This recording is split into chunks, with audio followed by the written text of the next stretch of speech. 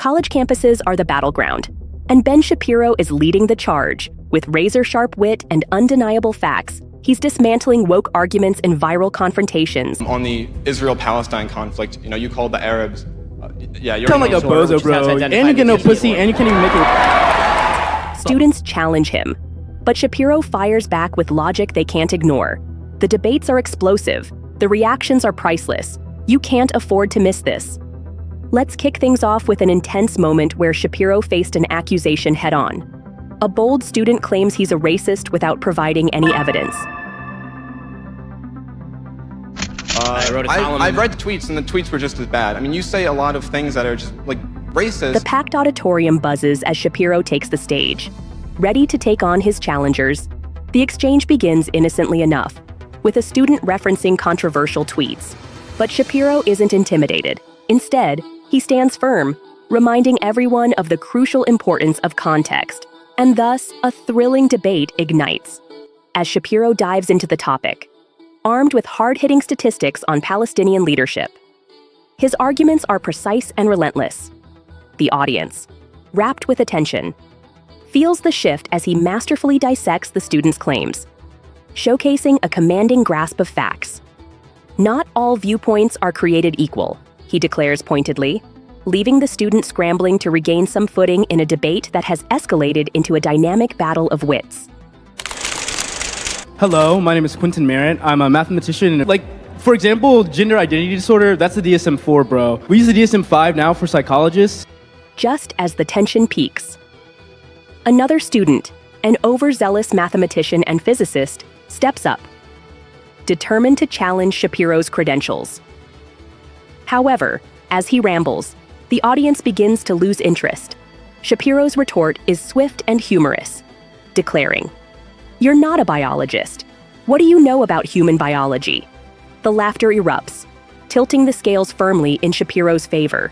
He amplifies the moment further, advising, "If your logic is so flawed, I'd suggest your institution revoke that award," igniting thunderous applause from the crowd. Conception through biology, pretty much. But I think you take the stance that life is intrinsically valuable because it's life. And that's where I disagree. I think there's two things that make life valuable. The audience is on edge, eagerly anticipating whether the student will rally back or capitulate under Shapiro's relentless scrutiny.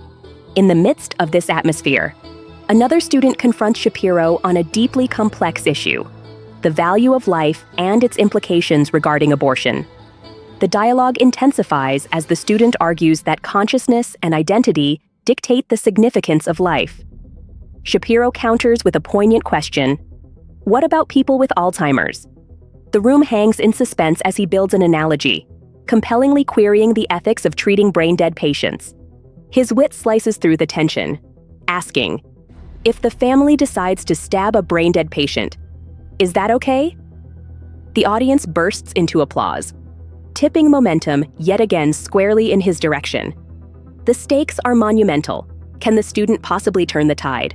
Or will he remain ensnared in Shapiro's rhetorical web? Is that It correct? is. That's correct. You consider it, okay, you consider it child abuse. You consider it child abuse because you believe that Branding his viewpoint as labeling such practices as child abuse. The tension thickens, and the challenge mounts. In a surprising twist, the student throws circumcision into the debate, hoping to strike a blow. But Ben disarms the situation brilliantly with humor, quipping, "Circumcision? My work's just fine." The room erupts in laughter, diffusing the weight of the discussion and showcasing Shapiro's ability to maintain control using his trademark humor. Do you feel that a lot of your speech could incite the same kind of violence? Honestly, I feel that for me... The audience continues to rally behind Shapiro as fresh controversies arise. A thoughtful female student poses an inquiry regarding whether his rhetoric could incite violence. The atmosphere grows thick with serious contemplation. Shapiro responds with a deliberate calmness that captivates the audience, insisting, "If I'm not telling someone to commit violence, I'm not inciting them." His assertion that political discourse must revolve around productive dialogue rather than violent assumptions resonates deeply with the crowd. Your great-great-grandparents, but not your grandparents. Right. People's grandparents, or their great. As the night rolls on, Shapiro faces yet another test. A student attempts to intertwine his family history with claims of being woke. The absurdity draws incredulity from the audience as he carefully dismantles the argument. Wokeness, he elaborates, suggests that today's inequalities stem solely from historical injustices. His critique cuts deep, articulating how some view social disparities in a skewed manner. The room tenses as Shapiro dismantles the claim. Another ideological clash unfolds. However, as the pressure mounts, the student begins to falter, resorting to emotional outbursts instead of rational arguments. The crowd senses the imbalance and begins to boo, while Shapiro remains poised, steering the discourse back to logic with eloquence. If we're to assess history, we must also understand its impact today as an ongoing dialogue, not just a finger-pointing exercise. His ability to maintain decorum amidst chaos shines through, earning admiration from the audience. As the opposing student steps away from the microphone, it becomes undeniably clear.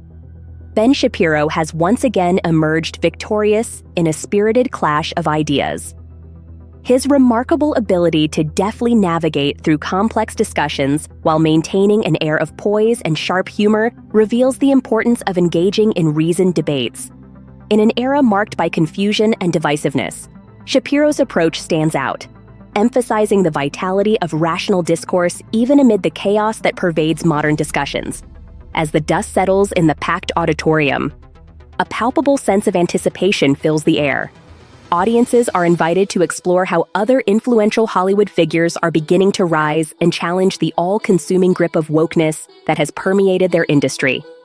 Attendees will witness how these prominent voices resonate with Ben's sentiments, bravely contending against the rising tides of ideological rigidity and censorship that threaten to stifle creative expression. This event transcended mere debate. It served as a theatrical exploration of rhetoric, clever wit, and the relentless pursuit of truth amid the turbulence of contemporary issues.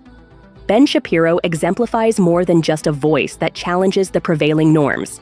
He embodies a formidable force that captivates audiences, prompting them to question and reassess beliefs they once took for granted. This riveting discussion is one you absolutely will not want to miss.